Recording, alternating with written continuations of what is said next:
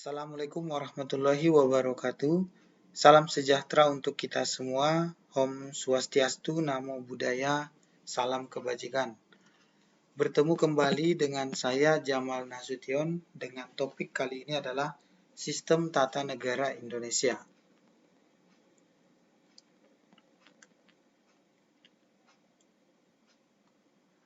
Berikut ini adalah lembaga negara yang ada di Indonesia sebelum adanya amandemen atau perubahan UUD 1945. Lembaga negara tersebut adalah MPR, Majelis Permusyawaratan Rakyat berada paling atas, kemudian ada lembaga tinggi negara seperti DPA, Dewan Pertimbangan Agung, yang disebut sebagai lembaga konsultatif, namun lembaga ini sudah dihapuskan. Kemudian Dewan Perwakilan Rakyat atau DPR disebut sebagai lembaga legislatif. Kemudian ada Presiden, ini sebagai mandataris MPR, ini adalah lembaga eksekutif. Ada Mahkamah Agung sebagai lembaga yudikatif dan ada lembaga auditatif yakni Badan Pemeriksa Keuangan atau BPK. Berikut contoh soal. Yang menjadi mandataris MPR sebelum masa reformasi atau sebelum amandemen UUD 1945 adalah seperti penjelasan sebelumnya, yang menjadi mandataris MPR adalah Presiden.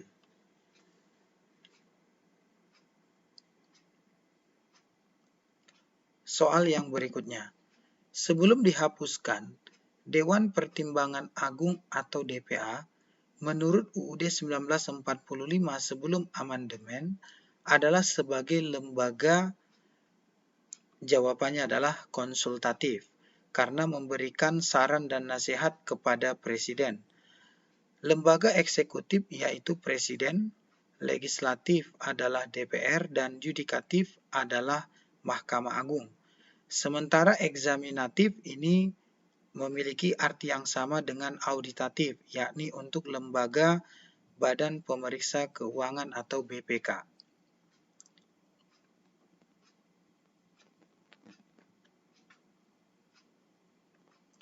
Kemudian lembaga negara yang ada di Indonesia sesudah amandemen UUD 1945 ini sudah dibagi-bagi menjadi lembaga yang pertama legislatif. Ini terdiri dari MPR. Sementara MPR sendiri adalah DPR dan DPD. Maksudnya anggota MPR itu terdiri dari DPR dan DPD.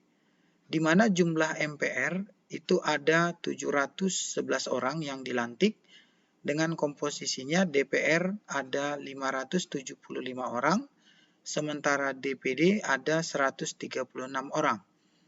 Kemudian lembaga eksekutif ini adalah Presiden, Wakil Presiden, dan para menteri.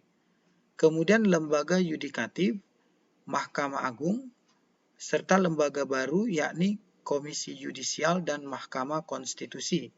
Sementara lembaga auditatif tetap pada Badan Pemeriksa Keuangan atau BPK.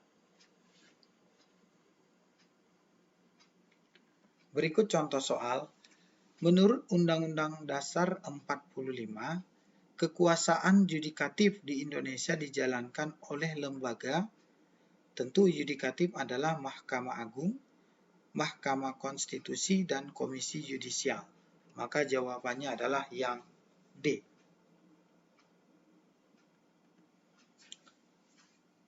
Soal lainnya, menurut UUD 1945, pernyataan di bawah ini yang benar adalah A. Semua anggota DPR menjadi anggota MPR. B. Semua anggota MPR menjadi anggota DPR. C. Anggota DPD adalah anggota DPR. D. Anggota DPR otomatis anggota DPD. Dan E. Semua anggota MPR adalah anggota DPD. Mari kita analisa. Dengan dasar teorinya adalah MPR terdiri dari DPR dan DPD. A. Semua anggota DPR menjadi anggota MPR. Pernyataan ini benar karena semua anggota DPR ataupun anggota DPD otomatis menjadi anggota MPR. B. Semua anggota MPR menjadi anggota DPR. Ini salah, belum tentu. Bisa saja anggota MPR adalah anggota DPD. C. Anggota DPD adalah anggota DPR. Ini sudah salah. D. Anggota DPR otomatis anggota DPD. Ini juga pernyataan yang salah. E. Semua anggota MPR adalah anggota DPD. Bisa saja anggota MPR adalah anggota DPR. Maka jawaban yang benar adalah yang A.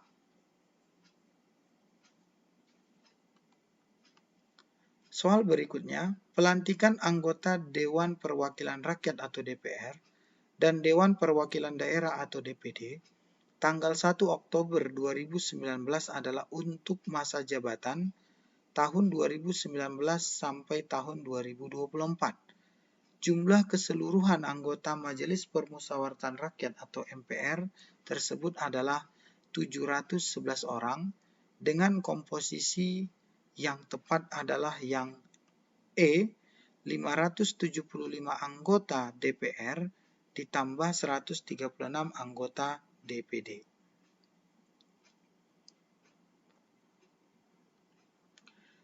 Jika kita melihat tentang Majelis Permusyawaratan Rakyat atau MPR, kewenangannya adalah yang pertama, amandemen dan menetapkan UUD, mengubah dan menetapkan Undang-Undang Dasar.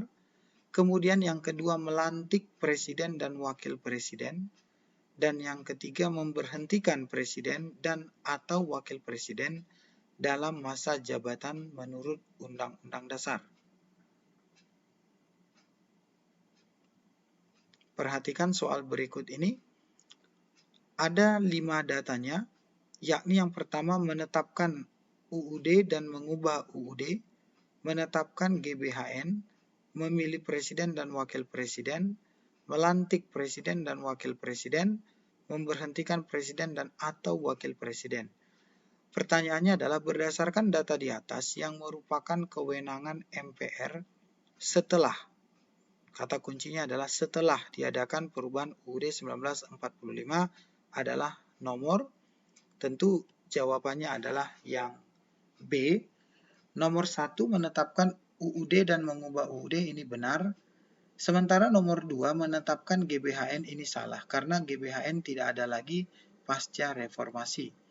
3. Memilih presiden dan wakil presiden, ini juga salah karena sejak tahun 2004 presiden dan wakil presiden itu dipilih langsung oleh rakyat. Melantik presiden dan wakil presiden ini benar, dan memberhentikan presiden dan atau wakil presiden juga benar.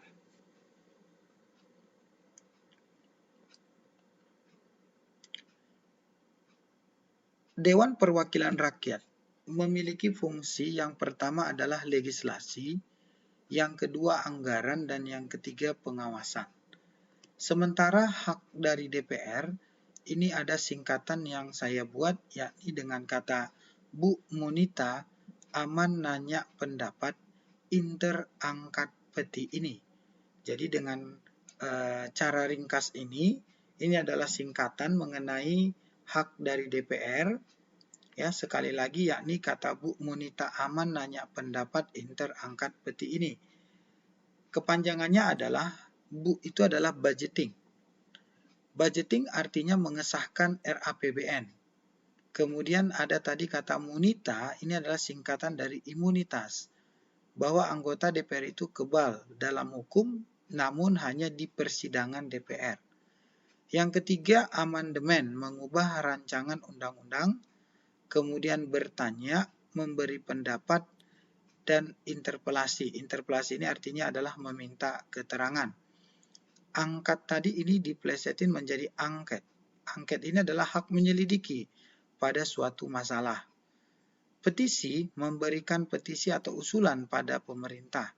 Dan yang terakhir adalah inisiatif, mengusulkan rancangan undang-undang. Ini adalah beberapa hak dari DPR.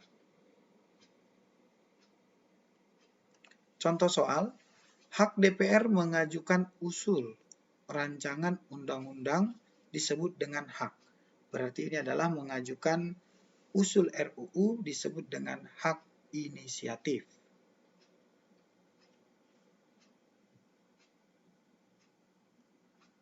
Soal berikutnya, hak DPR untuk mengesahkan rencana anggaran pendapatan dan belanja negara atau RAPBN yang diajukan pemerintah disebut dengan hak. Ya, kalau inisiatif tadi mengajukan RUU, kalau amandemen mengubah RUU, kalau uji material tidak, budget ini benar, sementara angket adalah hak untuk menyelidiki. Jadi jawabannya adalah hak budget. Soal yang berikutnya, dalam pasal 20A ayat 2 UUD 1945 dinyatakan bahwa dalam melaksanakan fungsinya, selain hak yang diatur dalam pasal-pasal lain Undang-Undang Dasar ini, Dewan Perwakilan Rakyat mempunyai hak interpelasi, hak angket, dan hak menyatakan pendapat. Berikut ini adalah contoh implementasi hak angket, yaitu jadi kata kuncinya adalah hak angket, hak untuk menyelidiki. Maka jika diperhatikan pilihan jawabannya, yang benar untuk menyelidiki adalah yang C, kewenangan untuk menyelidiki suatu masalah di KPK Komisi Pemberantasan Korupsi yang dinilai banyak melanggar konstitusi negara seperti mendiskriminasi peran DPR dan penyadapan tanpa izin. Soal ini adalah hanya mencari contoh dari implementasi hak angket.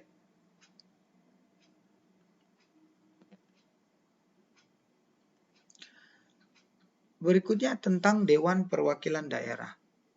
Dewan Perwakilan Daerah memiliki kewenangan mengajukan RUU pada DPR yang berkaitan dengan otonomi daerah atau pemekaran, memberikan pertimbangan tentang RUU, pajak, RAPBN, pendidikan, dan agama, serta melakukan pengawasan pada pelaksanaan APBN.